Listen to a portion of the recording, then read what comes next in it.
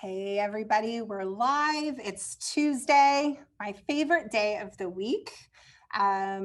This is such a fun time to talk about recruiting and to connect with all of you. So I'm super excited to be here. And I have some kind of exciting news. So I'm going to get into that in just a little bit. I want to give people an opportunity to sign in here. And I'm going to start to share my screen so we can get down to this very important topic on tips with phone calls and how to prepare for these phone conversations. What goes into the preparation. This is such an important topic because as we've had COVID, the ability to sell yourself on the phone has never been more important. And so, one of the things that I'm passionate about when talking about this topic is I think some of these skills that athletes have an opportunity to begin to master as they go through their recruiting process has just such a tremendous impact on the rest of their lives in terms of negotiating for salaries and working with difficult managers and all the kinds of things that go into just our life and the long term of life. So this is a fun topic to talk about. We're going to get into some details. But for those of you that are not familiar with me or know who I am, my name is Kara Hill. I'm more infamously known as V-Ball Recruiter across all my social media platforms. So you'll see me on Instagram and TikTok. My team is getting me to get on Twitter way more active than I have been. So today I've started posting a little bit more on Twitter. But my main platforms that I use quite often are Instagram and TikTok. So I'm incredibly passionate about college recruiting and this process and being an advocate for student athletes as they go through this incredible journey. Over 11 years ago, it's been 11 years this year, I started this business called My Recruiting Solutions. And we are unique in this space in that we really hold a student athlete's hand every step of the way in this recruiting journey. So we manage video editing. We talk about the content that needs to go in an email, how to really stand out, because this is a marketing campaign. And so we want to get creative with your email content and also with creating film content. You need lots of highlight reels, lots of video footage that you can be sharing with college coaches.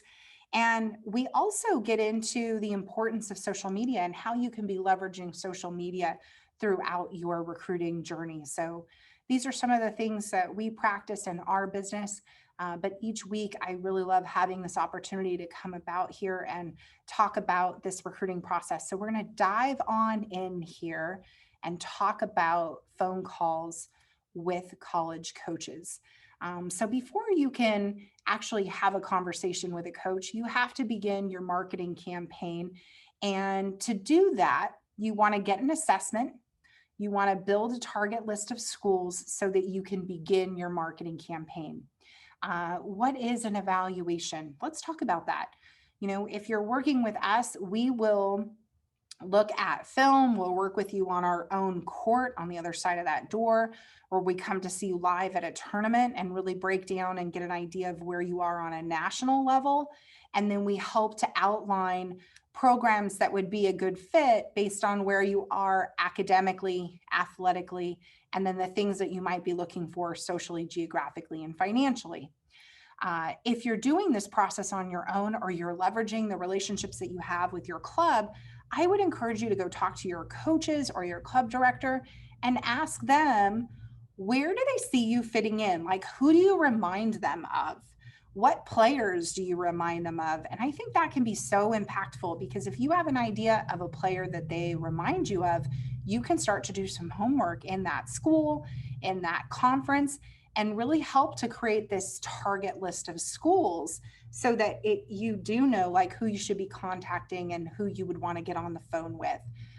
As college coaches begin responding to your emails, you're going to be in a position to either request a call or the college coach will request a call. But before you can get on the phone, what I think is really important for you to understand are these recruiting rules and knowing who can get on the phone. So if you're in the 21 or the 22 recruiting class, you can call, text, or email any college coach in the country. There are no rules that are restricting you from being able to talk. I think it's important to share. A lot of families, there's been a lot of confusion about the dead period and the ins and outs of the dead period. It's important for you to know that the dead period does not impact your ability to reach out to a college coach or to talk to them on the phone.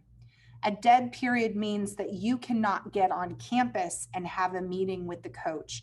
And so the significance of the dead period over the last year has really taken its effect because athletes have not had this opportunity to meet face to face with these college coaches, shake their hand, and really have a conversation about their program.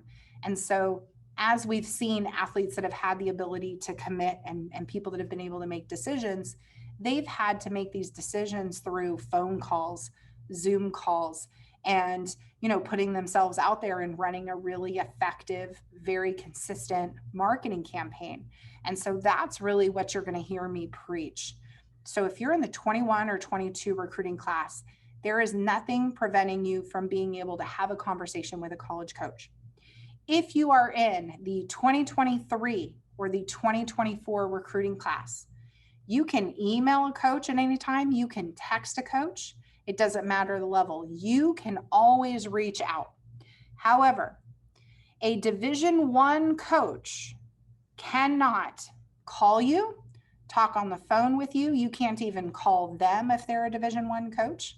You cannot, you cannot meet with them on campus. So even if you go and you get on campus, unless you're there for a clinic, you are unable to actually have a conversation with those college coaches. So these rules are important to take into consideration because if you're going to request a call, you need to know when you can actually make that call happen. So if you're in the 2023 recruiting class, we are getting really close to June 15th. And that June 15th is a magical date because that means that those Division I college coaches can email you back so they can finally go through this communication process and begin talking to you. And you can call them and they can call you, and your phone will start to be ringing if you've been running a really effective marketing campaign. So we're going to talk about how to stand out from the competition.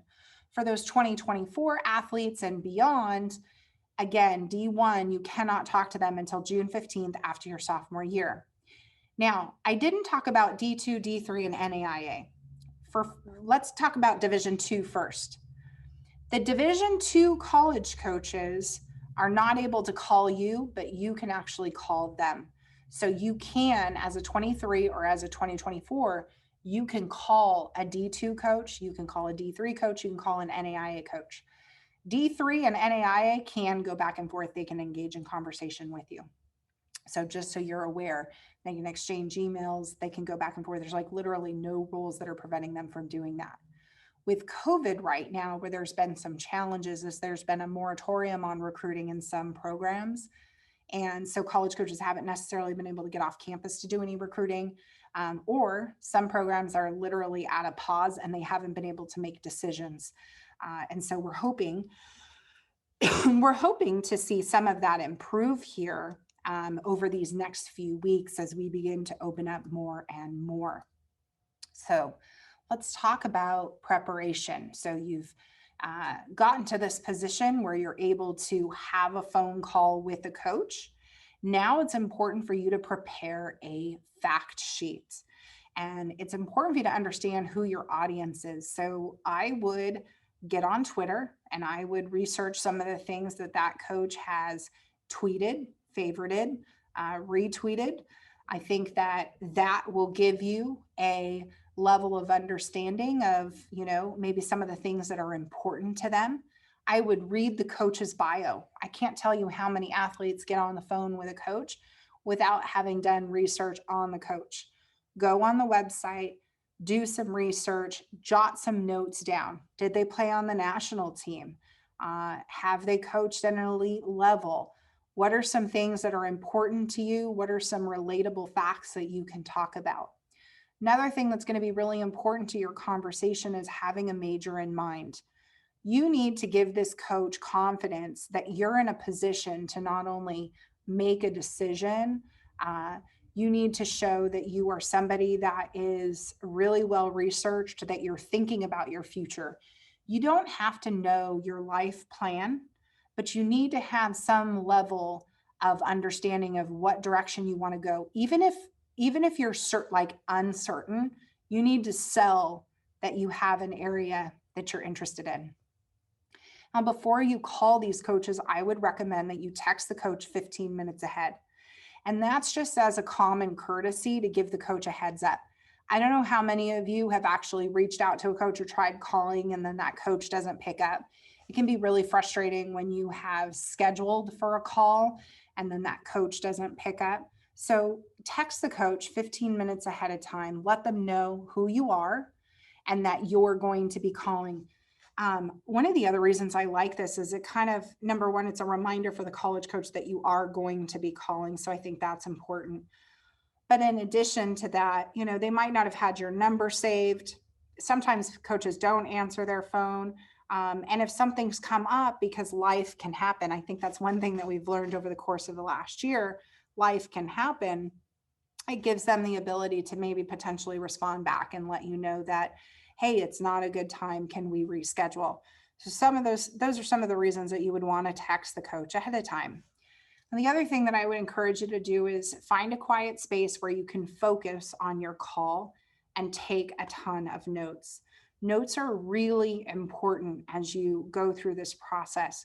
Um, I think that when you take quality notes, and listen, you can record conversations and even have that as notes as well. If you're a fast note taker and you can type really quickly, awesome. Type a bunch of notes and you can let the coach know, like, hey, I'm paying attention to you, but I'm typing because I just really don't want to forget any of the stuff that we're talking about. When you start to take into consideration that you may be talking to upwards of 20 schools or more, as you have these conversations, you can get overwhelmed, and not only overwhelmed, but you can get confused about some of the things that you've talked about with coaches in the past. And so, one of the reasons that we really push for you to take a lot of notes and to stay focused is that we want you to stay organized. And then as you come back and you have follow-up conversations with those coaches, you have some notes. Did that coach have a baby? Is there something important going on in that coach's life that you can ask about? Those are the things that are like overlapping details that you can sometimes forget as you're going through this journey with a coach, especially when you're talking to a lot of people. And when you actually have the coach, college coaches are going to ask you about where you are in the classroom. So they're going to talk about your GPA. They want to know that you're not somebody they have to babysit. So hopefully you've got a really solid GPA. There's been some students that have really struggled during COVID, and maybe that's you. Maybe you can talk about, the challenges that you've faced with COVID and, not being able to maybe attend school in person and how that's impacted you academically. But that you're working on it. And these are some of the things that, you're beginning to manage. SAT and ACT scores, if they're available, if you've been able to take them, a coach may ask you for them. So you're going to want to be able to talk about your test scores. College coaches, this might seem like a really silly question, especially if this is one of your first calls and you're really just getting your process started. Maybe you haven't even had an opportunity to get on college campuses yet. But I want to warn you, coaches are going to ask you what you're looking for in your college experience. And one of the biggest piece of advice that I have is for you to draw comparisons with what you're looking for to what the college coach has to offer. Meaning, if you have a coach that's coaching at a smaller school, you don't want to talk about having a big college experience.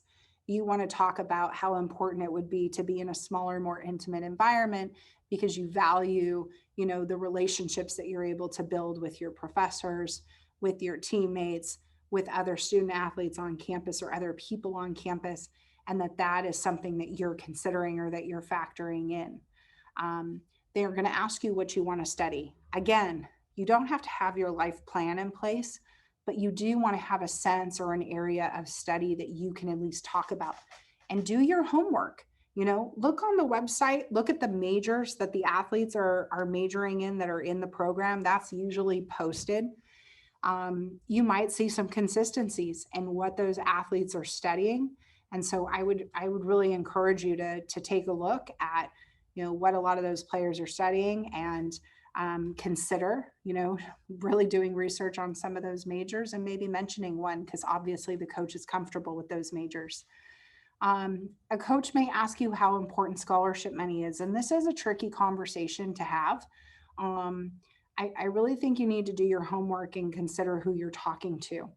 For example, if you're talking to a really prestigious school, a school like an Emory, or a Claremont McKenna or a Johns Hopkins, if your dual family income exceeds 150,000 a year, it will be very difficult for you to earn any sort of need-based money, which is mainly the money at some of these more prestigious schools that they really give. There's not really a whole lot of merit money when it comes to these prestigious schools, because the acceptance rates are already very, very small, right? Less than 8%. And so, as you are considering some of these very highly academic, very prestigious schools, you are going to need to have an answer here. And some of these coaches will ask questions and it will kind of weed you out if you start talking about money. So I would caution you to do your research before you answer that question.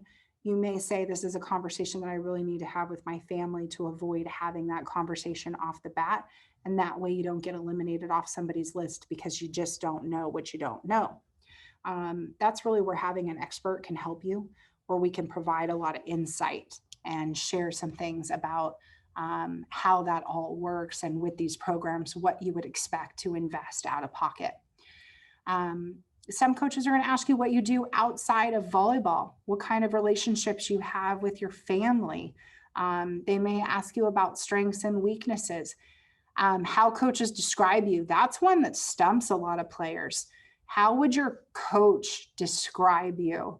And so maybe even asking your coach these kinds of questions. How would you describe me? How would you describe my work ethic?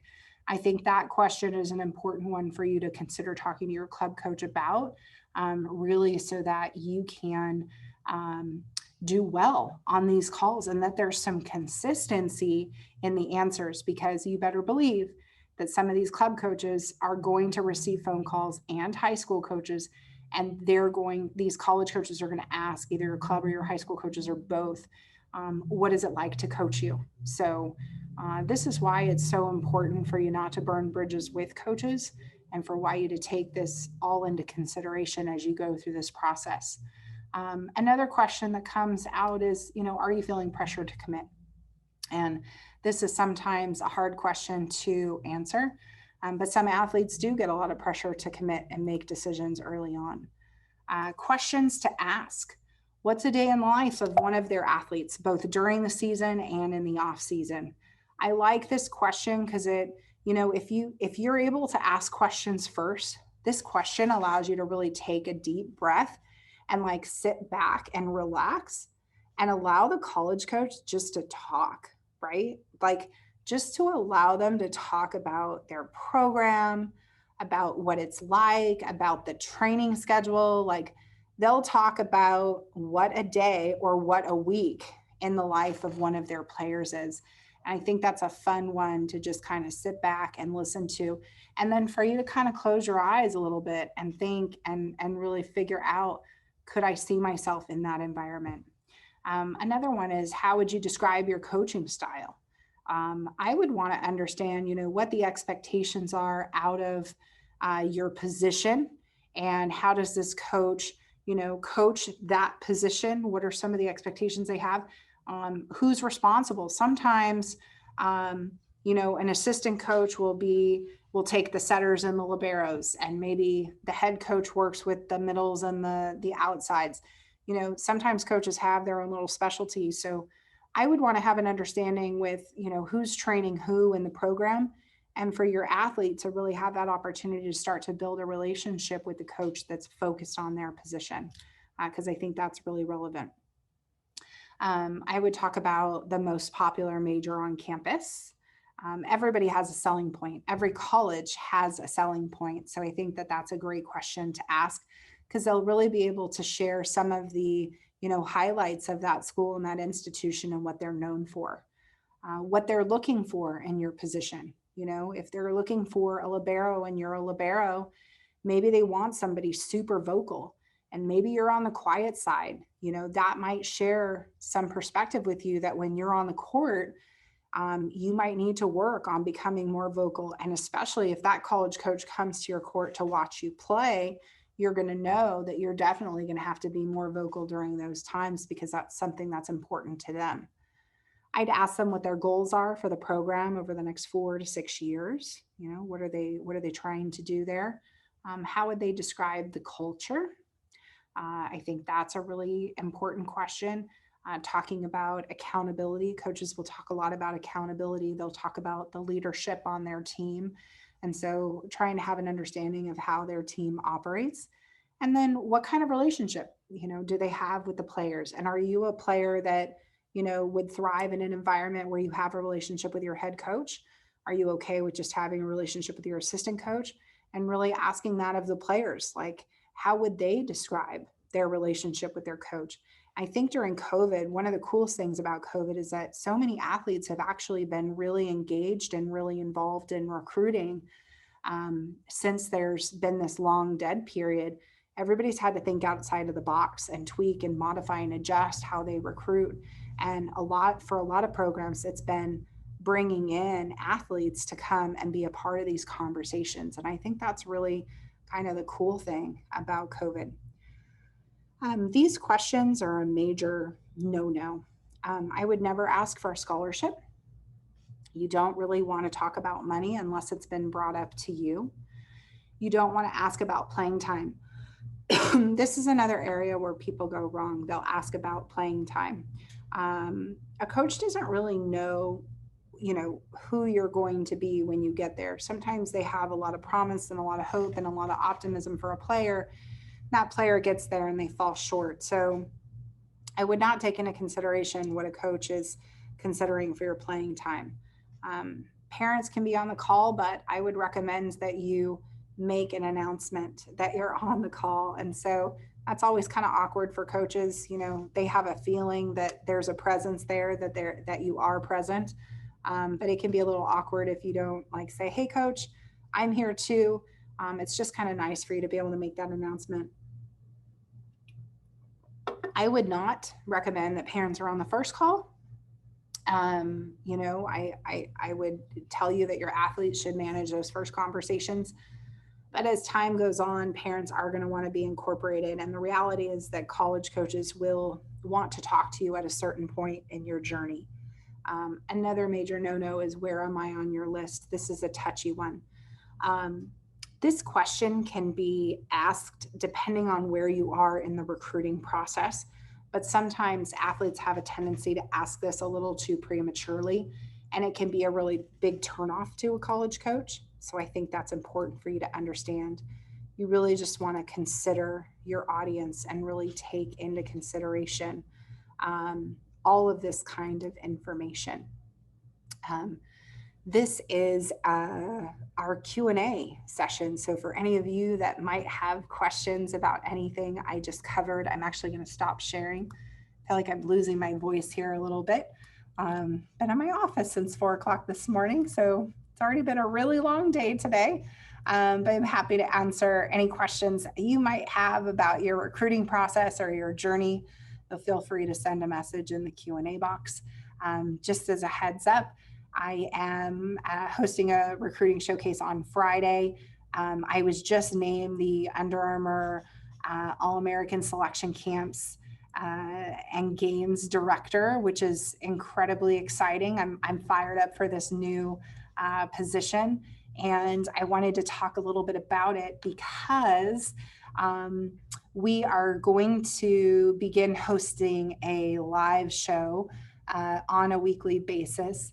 And we'll be hosting kind of a live feed of nominations and people that are being nominated. So I've had some families that have asked some questions a little bit about the nomination process, and you can check out our website as well and see the nominations. There's been some nominations that have already been listed, and we're working diligently to get in touch with athletes about that. So somebody just asked a question. This is a good one. Is it too late to be recruited for the class of 22? The answer is no. It's not too late, but 2022 definitely presents some challenges. And so, running a proactive marketing campaign is going to be extraordinarily important, and having conversations with coaches. There's going to be some changes that happen here over the next few weeks as seasons wrap up. College coaches are going to be able to ask certain questions of their players, such as, what are they wanting to do post season? Are they wanting to stay? It's been a really weird time, with all these athletes that have the additional year of eligibility. It's really squeezing out a lot of opportunity for some of these younger players. So there's some schools that are not recruiting at all for 2022 as of right now. I do think that could change. I do really, really believe that things are going to change all of the time. And so I would just say, try not to get too discouraged, and to just run that consistent campaign. And every once in a while, if there's a program, that you were talking to, that you were super interested in, and they, passed on you for any reason, I would say it's not a bad idea for you to, circle around and, ask again and just kind of get an idea if they're still done recruiting or if that might open up. Here's another question. If you're interested in a school and they seem to be interested in you, when is a good time to ask about committing, or should you wait to bring that up? If you find that you're in conversation with a program that you're genuinely interested in, and you feel like it's a really good fit, maybe you've been on campus, you've had that opportunity to get on campus, hopefully the coach has had an opportunity to see you play live. I would let the coach know that you're really interested in making a decision and you would like to wrap up and you really feel like this is a good fit for you. And I would ask them if they feel comfortable that it's a good fit. Leverage can be really important. And so one of the reasons that we talk about casting a wide net and running a really proactive marketing campaign is that when you're talking to these college coaches, they are going to ask you who else is interested in you. And it's powerful when you have other programs that are interested, because that creates leverage for you. So just to kind of share some perspective there, hopefully that answers your question. That's going to wrap up for this week's segment. Thanks so much for tuning in. We will reach out to you this week. There will be a link to the recording of this available tomorrow. And I'm fired up for you guys that are going through this recruiting process. It's such a fun journey, and I just want to wish you the best of luck. Until next time.